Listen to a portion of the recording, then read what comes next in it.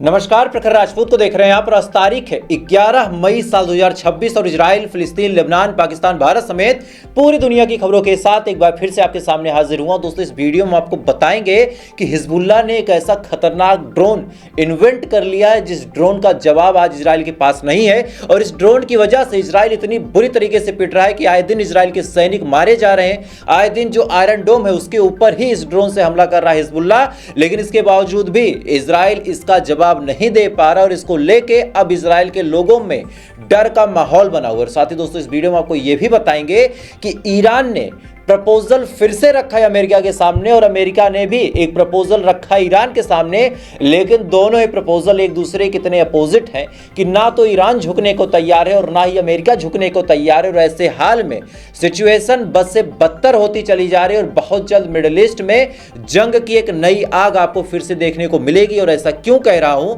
इसके बारे में भी मैं आपको डिटेल में बताऊंगा। और साथ ही डोनाल्ड ट्रंप ने एक ऐसा खुलासा किया है जिसके बाद ईरान के यूरेनियम को लेके अब फिर से धड़कनें तेज होने वाली है, क्योंकि इस बार ट्रंप ने ऐसा दावा किया है जिससे यह बात कंफर्म हो गई है कि भले ही यूरेनियम ईरान के अंदर रखा है, लेकिन कंट्रोल अभी भी अमेरिका के हाथों में है। और ऐसा क्यों कह रहा हूं दोस्तों, इसके बारे में भी अभी मैं आपको डिटेल में बताऊंगा। और साथ ही मिडिल ईस्ट की कई सारी ऐसी बड़ी खबरें हैं जो आपके लिए जानना बिल्कुल जरूरी है, उन खबरों को भी मैं आपको डिटेल में बताऊंगा। इस वजह से अगर आप चैनल पर नए हैं तो वीडियो को लाइक जरूर कर लीजिएगा, चैनल को सब्सक्राइब जरूर कर लीजिएगा। और साथ ही कमेंट में आप ईरान और इजराइल की जंग में कहां के लोगों के लिए दुआ करते हैं, ईरान के लोगों के लिए दुआ करते हैं या फिर इजराइल के लोगों के लिए दुआ करते हैं, कमेंट करके मुझे बताइएगा, ताकि मुझे पता चले कि कितने लोग किसके पक्ष में आज खड़े हैं। तो आप कमेंट करते रहिए, तब तक एक एक करके मैं आपको खबरें बताता हूं। सबसे पहली, सबसे बड़ी, सबसे अहम खबर यह है कि जिस हिजबुल्लाह को मिटाने की कसम इजराइल ने खाई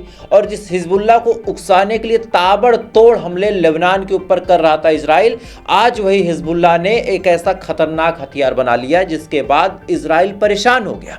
जी हां, आए दिन ये हमला करते थे और जब बदले में हिजबुल्लाह रॉकेट दागता था या फिर ड्रोन दागता था, तो ऐसे हाल में इनका जो इंटरसेप्टर था, चाहे आयरन बीम हो, चाहे आयरन डोम हो, चाहे एरो डिफेंस सिस्टम हो, चाहे थर्ड डिफेंस सिस्टम, ये तमाम जो डिफेंस सिस्टम थे, ये डिफेंस सिस्टम उन रॉकेट्स को, उन मिसाइलों को इंटरसेप्ट कर लेते थे। और ऐसे हाल में दोस्तों हिजबुल्लाह कम नुकसान पहुंचा पाता था। अब इसी चीज को नजर रखते हुए हिजबुल्लाह ने ईरान से बात की और बात करने के बाद ईरान के साइंसदानों ने और हिजबुल्लाह के इन्वेंट्री के लोगों ने मिलकर एक खतरनाक हथियार बनाया जिसका नाम है एफपीवी ड्रोन। एफपीवी ड्रोन का मतलब यह है कि फर्स्ट पर्सन व्यू ड्रोन। ये एक ऐसा ड्रोन है जिसकी खासियत यह है कि ना तो ये जैमर से जैम किया जा सकता है। आमतौर पे आपने देखा होगा कि कई सारे इलाके ऐसे होते हैं जहां पे ये सिस्टम लगा होता है कि उस एरिया के आसपास कोई ड्रोन आ जाए तो उसके सिग्नल को जाम कर दिया जाता था और ऐसे हाल में वो जो ड्रोन होता था क्रैश हो जाता था। और इजराइल के ऊपर सबसे ज्यादा हमले ड्रोन से होते थे। ऐसे हाल में दोस्तों इजराइल ने क्या किया था कि अपने आसपास जैमर लगा रखे थे, जिसकी वजह से कोई भी ड्रोन अगर हिजबुल्लाह छोड़ता था तो वो वहीं पे क्रैश हो जाता था और जिस प्रीशियस लोकेशन पे फायर किया जाता था ड्रोन, वहां तक नहीं पहुंचता था। अब इसी चीज को नजर रखते हुए हिजबुल्लाह और ईरान ने क्या किया कि ड्रोन में जो फाइबर्स लगे थे उसको ऑप्टिकल फाइबर में तब्दील करके फाइबर की कोटिंग कर दी। अब जब फाइबर की कोटिंग कर दी तो इसका रिजल्ट ये हुआ कि जैमर उस ड्रोन को जैम कर नहीं पा रहा और ये ड्रोन इतनी नजदीकी और जमीन से चिपक के उड़ते हैं कि जो इंटरसेप्टर और जो रडार सिस्टम इनको पकड़ नहीं पा रहा। अब मैं आपको एक वीडियो दिखाता हूं। इस वीडियो में भी आप साफ तौर पे देखेंगे कि जो ड्रोन है हिजबुल्लाह का, वो साफ तौर पे जाके कहीं और नहीं बल्कि इनके डिफेंस सिस्टम आयरन डोम पे जाके हिट करता है। और ये पूरी दुनिया में सनसनी लाने वाली बात है और मैं चाहूंगा कि वो वीडियो आप देखें।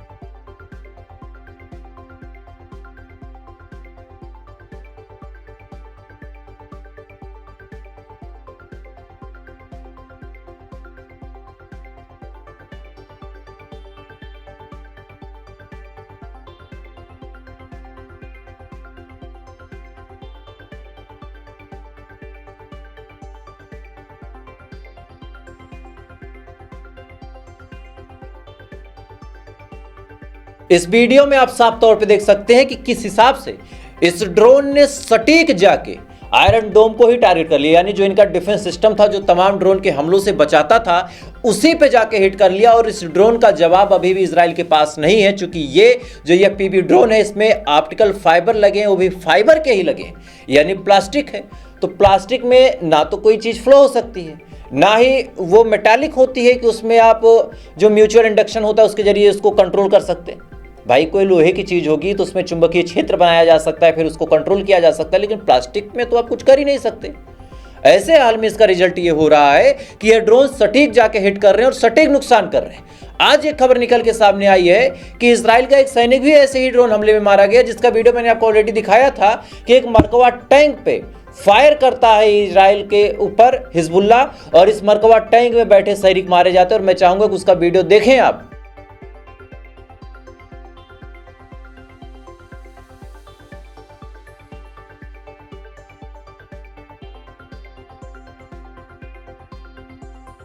इस वीडियो में दोस्तों आप साफ तौर पर देख सकते हैं कि मरकवा टैंक के ऊपर फायर किया गया था, और इस समय स्क्रीन पे जो तस्वीर आप देख रहे हैं जिस शख्स की, जो कि सिविल ड्रेस में है, इसी को मारा हिजबुल्लाह ने। और इसके मरने के पीछे भी सबसे बड़ी वजह दोस्तों यही है कि जिस ड्रोन से हमला किया गया उस ड्रोन का तोड़ आज इजराइल के पास नहीं है, और इजराइल इससे बुरी तरह बौखला रहा है। इधर दोस्तों ईरान ने भी नाक में दम कर दिया है।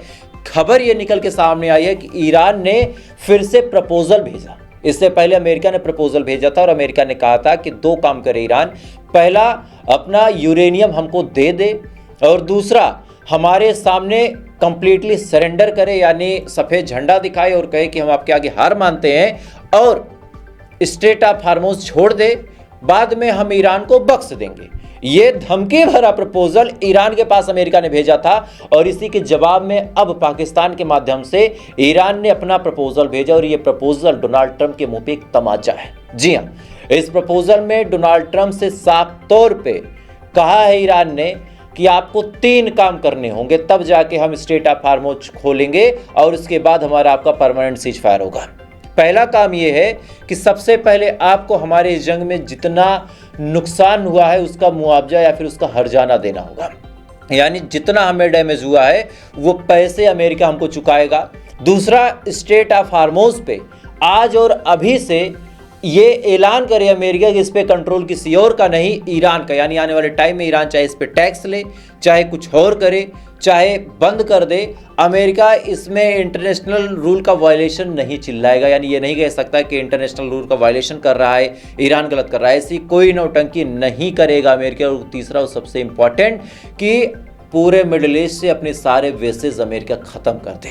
यानी एक तरह से जो पूरे मिडिल ईस्ट पे दोस्तों कंट्रोल है अमेरिका का, वो ख़त्म करने की डिमांड ईरान ने की। और इसका मतलब बड़ा साफ है कि ईरान कहीं से भी झुकने को तैयार नहीं है, क्योंकि ये 3 शर्तें ऐसी हैं जिसको अगर अमेरिका ने मान लिया तो अमेरिका की पूरी साख मिडिल ईस्ट से ख़त्म हो जाएगी। और ऐसे हाल में ईरान मजबूर कर रहा है कि ये तीनों ही शर्तें मान ले अमेरिका। अब सुनिए, ये प्रपोजल जब गया अमेरिका के पास, तब अमेरिका के राष्ट्रपति ने कहा कि तमाम चीजें एक्सेप्टेबल नहीं है। जी हाँ, ये तमाम चीजें एक्सेप्टेबल नहीं है, और सबसे बड़ी बात यह है कि अब हम इनको मारेंगे। ध्यान दीजिएगा, फिर से वही घिसा पिटा राग कि हम इनको मारेंगे, हम इनको तबाह कर देंगे, इनको बर्बाद कर देंगे। ये घिसे पिटे राग इस समय डोनाल्ड ट्रंप ने फिर से आपने शुरू कर दिए। लेकिन इसी दौरान डोनाल्ड ट्रंप का एक इंटरव्यू चल रहा था, और इस इंटरव्यू में डोनाल्ड ट्रंप ने जो बात कही है, ये बात आप कहीं से भी हल्के में मत लीजिएगा। देखिए, दुश्मन को कमज़ोर समझना या फिर दुश्मन को हल्के में लेना, ये कहीं ना कहीं बेवकूफ़ी होती है। कभी कभार आपका ओवर कॉन्फिडेंस आपके लिए मुसीबत बन सकता है, ये बात आप हमेशा याद रखिए। और इस बार ऐसा हो सकता है, क्योंकि एक ऐसी टेक्नोलॉजी है जहां पे अमेरिका काफ़ी आगे, और उसका नाम है ऊपर की टेक्नोलॉजी, यानी स्पेस टेक्नोलॉजी। स्पेस, सैटेलाइट, इन तमाम चीज़ों पे अमेरिका काफ़ी पकड़ बना चुका है, और कई सारे देशों पे वो नज़र भी रखता है। इसका सीधा एग्जाम्पल मैं आपको बताऊं, आज 11 मई है, और आज ही के दिन, आज ही ऐतिहासिक दिन था जिस दिन भारत न्यूक्लियर नेशन बना था। पोखरण में हमारा परमाणु टेस्ट हुआ था, और आज ही के दिन हम एक न्यूक्लियर कंट्री हो गए थे। लेकिन यह टेस्ट इतनी आसानी से नहीं हुआ था। बकायदा पोखरण के ऊपर न जाने कितने सैटेलाइट से नज़र रखी जा रही थी। बकायदा हमारे वैज्ञानिकों ने 2 सैटेलाइट के बीच जो 15-20 मिनट का गैप है, उस गैप को चुना। जो टेस्ट था उसको ज़मीन के अंदर करने का फैसला लिया। वहाँ पे आर्मी कैंप बनाए गए। जो साइंसदान ये काम कर रहे थे, जो साइंटिस्ट ये काम कर रहे थे, उनको बाकायदा आर्मी के ड्रेसेस पहनाए गए। उसके बावजूद भी जैसे तैसे करके अमेरिका को इसके बारे में भनक लग गई थी। लेकिन इससे पहले कि अमेरिका कुछ कर पाता या फिर हमें मना कर पाता, भारत ने न्यूक्लियर टेस्ट कर लिया था। सोचिए, ये उस समय की बात है जब इतनी टेक्नोलॉजी नहीं थी। आज अमेरिका के पास इससे कई गुना ज़्यादा टेक्नोलॉजी है और इसीलिए आपको बता रहा हूं कि अमेरिका के राष्ट्रपति डोनाल्ड ट्रंप ने एक बात बोली और ये बात काफ़ी गंभीरता से सुनिएगा। डोनाल्ड ट्रंप ने कहा है कि हम ईरान के यूरेनियम पे नज़र बना के रखें। कैसे, मैं आपको समझाता हूं। जैसे यूरेनियम क्या किसी घर में तो होगा नहीं, जहां होगा वहां बाकायदा उसके बॉक्सेस रखे होंगे। अब बॉक्सेस का मतलब ये है कि भाई यूरेनियम रेडियो एक्टिव है तो रेडिएशन ना फैले, तो रेडिएशन को कंट्रोल करने के लिए कई सारी चीज़ें रखी गई हैं। इसके अलावा कई और ऐसे वहाँ पे सुविधाएं होंगी कि कोई जा ना सके, कोई आ ना सके, कोई चोरी ना हो, तो वहाँ पे बाकायदा एक सिक्योरिटी जोन होगा। तो ऐसे हाल में कोई चीज़ अगर कीमती है तो जहाँ रखी होगी वो जगह नज़र में आ जाती है। भाई साहब, सोना तिजोरी में रखा जाता है तो तिजोरी नज़र में आ ही जाती है, क्योंकि तिजोरी की सिक्योरिटी इतनी मजबूत है कि लोग सोचते हैं कि भैया इसमें कुछ कीमती है।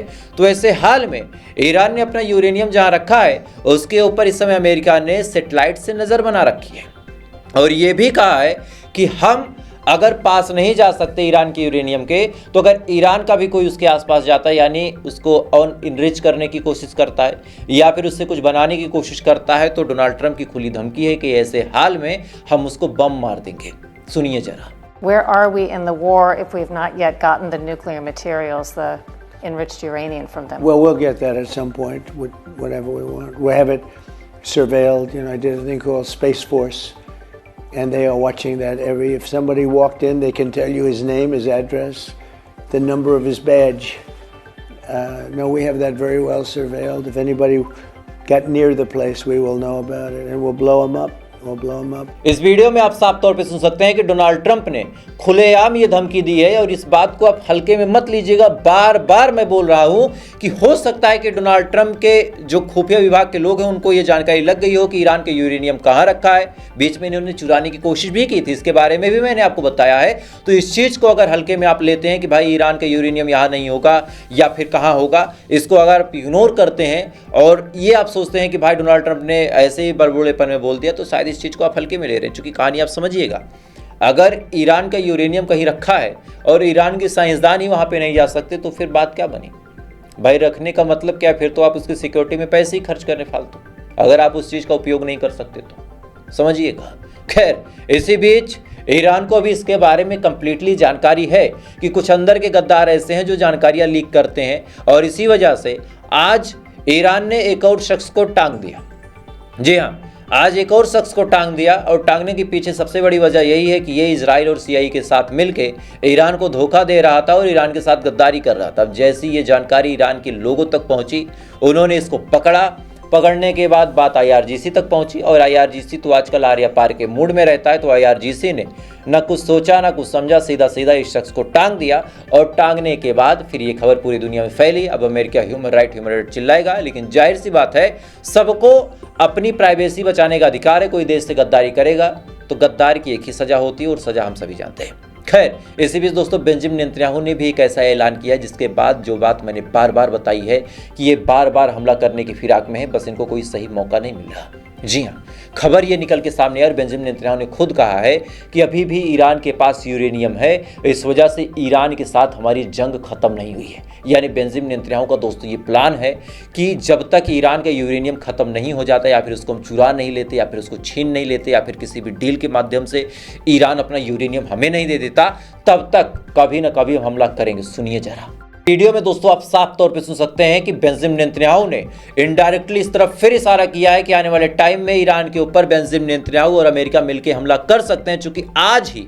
चंद घंटे पहले डोनाल्ड ट्रंप और बेंजामिन नेतन्याहू की फोन पे बातचीत हुई है और इधर बेंजामिन नेतन्याहू ने यह बयान दिया। और कल ही मैंने आपको बताया था कि इराक के अंदर, जी हाँ, इराक के अंदर बाकायदा अपने बेसिस को बनाया है इजराइल ने। क्यों?